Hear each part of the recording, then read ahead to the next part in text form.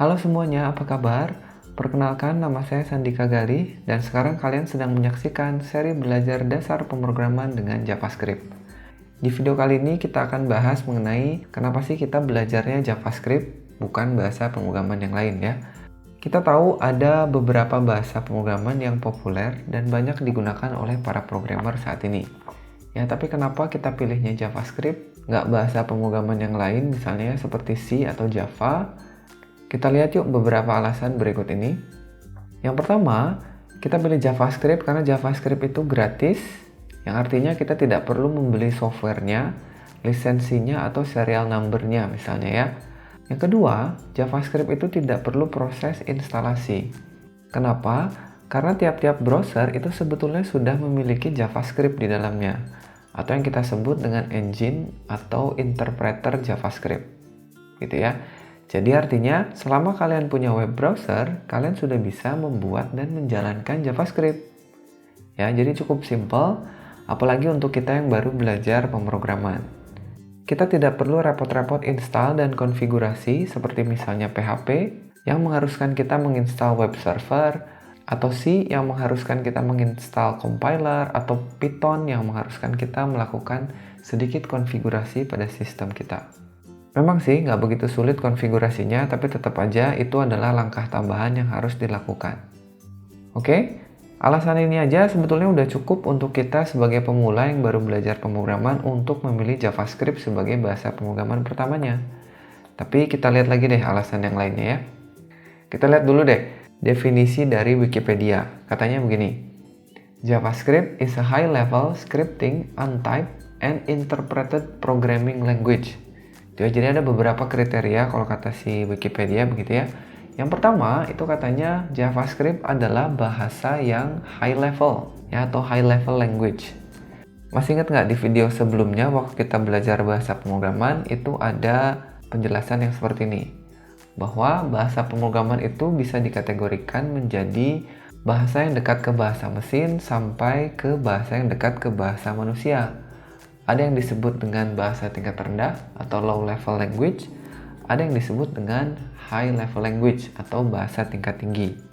Semakin mendekati ke atas, itu bahasanya semakin mudah dimengerti oleh manusia. Nah, dan JavaScript itu berada di kategori bahasa tingkat tinggi. Jadi cocok untuk pemula karena bahasanya lebih mudah dimengerti. Lalu selanjutnya tadi katanya ada scripting atau scripting language ya. Apa itu maksudnya? Jadi gini, JavaScript itu dibuat untuk berinteraksi dengan halaman web. Ya, setidaknya itu tujuan awal diciptakannya. Jadi JavaScript itu spesifik hanya untuk aplikasi web.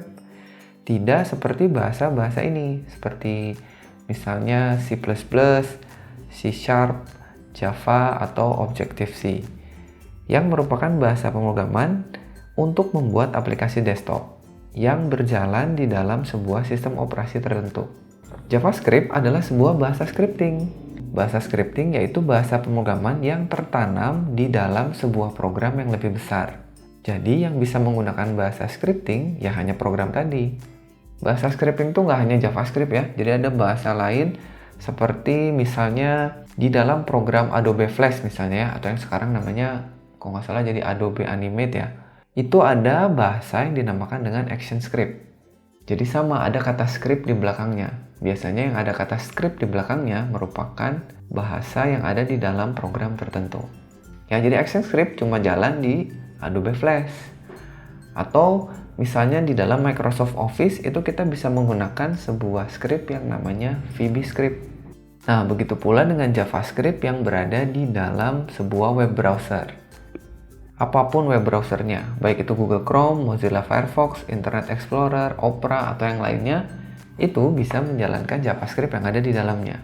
Begitu ya, jadi ini adalah penjelasan mengenai scripting language. Lalu selanjutnya tadi ada yang disebut dengan untyped. Ya, jadi JavaScript adalah kategori bahasa yang untyped.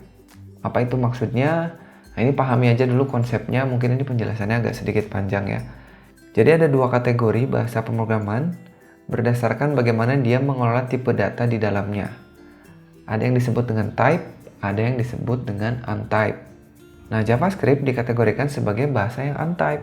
atau kata lainnya adalah dynamically typed. Nah, maksudnya gimana? Nah, ini kalau misalkan kita membuat variabel di dalam bahasa pemrograman yang untyped, itu variabelnya bisa diisi oleh tipe data yang berbeda. Ya, misalkan nanti awalnya kita isi dengan angka, terus nanti belakangan kita isi dengan tulisan atau huruf, itu bisa aja kalau yang untyped. Sedangkan yang type tidak. Ya, jadi contohnya mungkin seperti ini ya. Kalian jangan dulu khawatir dengan sintaksnya. Kita lihat dulu aja konsepnya ya. Misalnya untuk yang untyped, jika kita deklarasikan sebuah variabel seperti ini, misalkan variabel namanya x, lalu kita isi dengan angka, maka sekarang variabel x itu tipe datanya kita sebut dengan integer ya, atau angka begitu. Lalu nanti misalnya di dalam bagian lain di programnya, kita isi kembali x dengan sebuah tulisan atau kita sebut dengan string nanti ya. Atau misalkan kita ganti nanti dengan objek seperti ini. Nah, ini oke dan tidak masalah, begitu ya. Tapi kalau bahasa pemrograman yang type, pada saat awal kita mendeklarasikan variabelnya, kita juga harus mendefinisikan tipe datanya. Sehingga jika kita punya variabel x yang tipe datanya integer, diisi dengan 1, 2, 3, 4, 5, lalu nanti kita ubah menjadi string atau tulisan, nah ini akan bermasalah atau akan error begitu ya.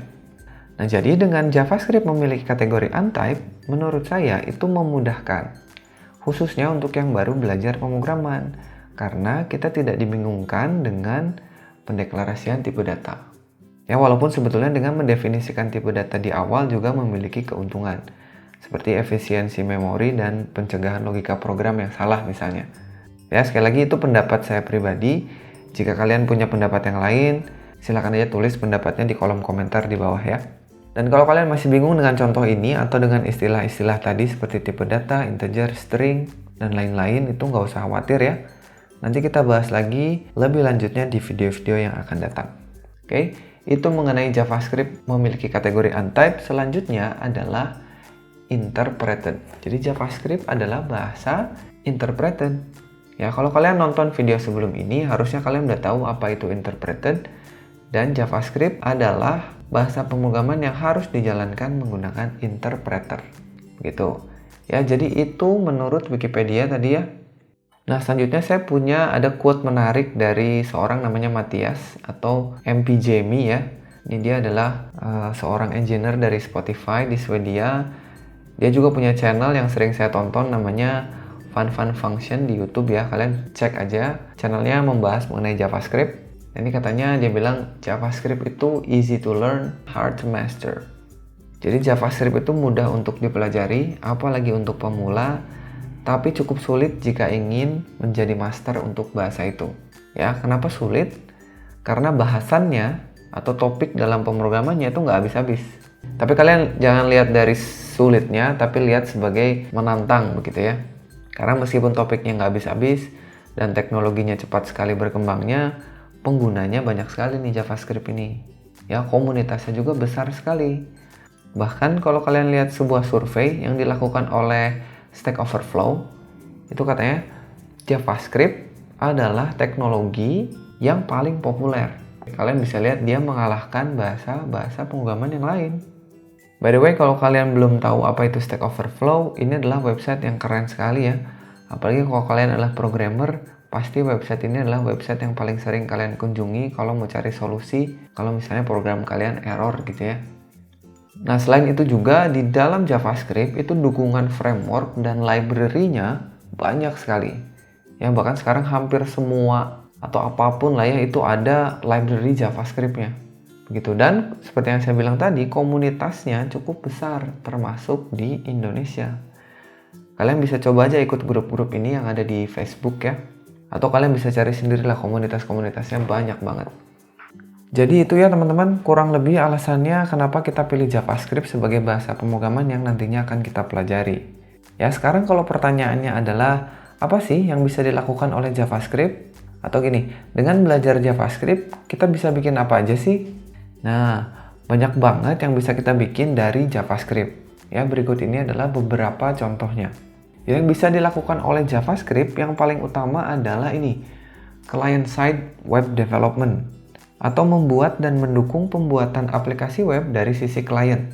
Kalian bisa menggunakan apa yang disebut dengan native JavaScript, atau yang dikenal juga dengan nama vanilla JavaScript, atau kalau kata orang kita itu JavaScript biasa lah ya. Maksudnya JavaScript yang tanpa menggunakan library atau framework. Nah, ini yang nantinya akan kita pelajari, ya, jadi JavaScript yang native begitu ya. Atau kalian juga bisa mengembangkan web dengan menggunakan bantuan framework seperti yang terkenal ada jQuery misalnya ya. Atau yang sekarang sedang populer itu ada yang dinamakan dengan Angular, React, Ember, Backbone, dan lain-lain ya. Nah, itu semua framework dan library itu digunakan untuk membantu kalian mempercepat dan mempermudah penulisan JavaScript. Itu yang pertama ya, jadi kalian bisa membuat client-side JavaScript. Yang kedua, sekarang kalian juga bisa melakukan server-side development, yaitu pembangunan aplikasi yang berjalan di sisi server, atau sekarang lebih dikenal dengan back-end development begitu ya. Kalau yang tadi client-side disebut juga front-end development. Nah, pembangunan aplikasi server ini dipelopori dengan dibuatnya sebuah library yang namanya Node.js. Nah, ini yang membuat JavaScript bisa berjalan di servernya sendiri. Atau ada framework lain yang namanya Express.js misalnya. Ya, jadi selain client-side, bisa juga server-side. Hal lain yang bisa dilakukan oleh JavaScript juga adalah membuat browser extension atau add-on lah ya. Jadi kalau kalian pernah install Chrome extension atau add-on di Firefox, itu juga bisa dibuat dengan JavaScript. Atau bahkan kalian mau bikin aplikasi desktop, bisa juga ya. Ini framework yang membantu membuatnya, atau bahkan mobile, aplikasi mobile ya. Dan yang keren sekarang kalian bisa membuat aplikasi untuk IoT atau Internet of Things dan aplikasi untuk robot. Itu juga bisa menggunakan JavaScript. Ya, jadi kalau misalkan kalian mau ngoding untuk microcontroller, untuk drone, atau untuk robot cerdas misalnya ya, itu bisa dengan menggunakan bantuan JavaScript. Dan yang terakhir jangan lupa ada skema atau format data yang namanya JSON atau JavaScript Object Notation ya, yang digunakan untuk pertukaran data di mana-mana sekarang. Ini juga dibuat berdasarkan objek dalam JavaScript. Tuh, jadi ya banyak banget yang bisa dilakukan oleh JavaScript. Walaupun nantinya yang akan kita pelajari adalah dasar-dasar dari JavaScript. Tapi itu bisa menjadi bekal dan fondasi yang kuat ketika nanti kalian akan membuat aplikasi-aplikasi keren seperti ini. Oke, jadi menurut saya mempelajari JavaScript itu selain penting juga seru dan menyenangkan nantinya ya. Mudah-mudahan kalian betah dan mengikuti seri ini dari awal sampai akhir, karena saya yakin manfaatnya cukup banyak. Oke, jadi itu ya mungkin akhir dari pendahuluan seri ini. Mudah-mudahan tambah memantapkan kalian untuk belajar mengenai pemrograman, khususnya dengan bahasa pemrograman JavaScript. Sekali lagi terima kasih udah menyaksikan videonya dari awal seri ini. Buat yang udah nggak sabar pengen ngoding, jangan khawatir. Mulai video berikutnya kita akan masuk ke topik JavaScript-nya. Seperti biasa, klik like jika kalian suka dengan video ini, klik subscribe buat yang belum subscribe, karena itu akan membuat kita semakin semangat untuk membuat video-videonya. Share ke teman-temannya, khususnya yang tertarik untuk belajar bahasa pemrograman juga. Dan jika kalian punya pertanyaan atau ada yang ingin disampaikan, silahkan tulis saja di kolom komentar di bawah video ini. Sampai sini dulu video kali ini, kita ketemu lagi di video berikutnya, masih bersama saya Sandika Gali. Dan satu lagi, jangan lupa titik koma.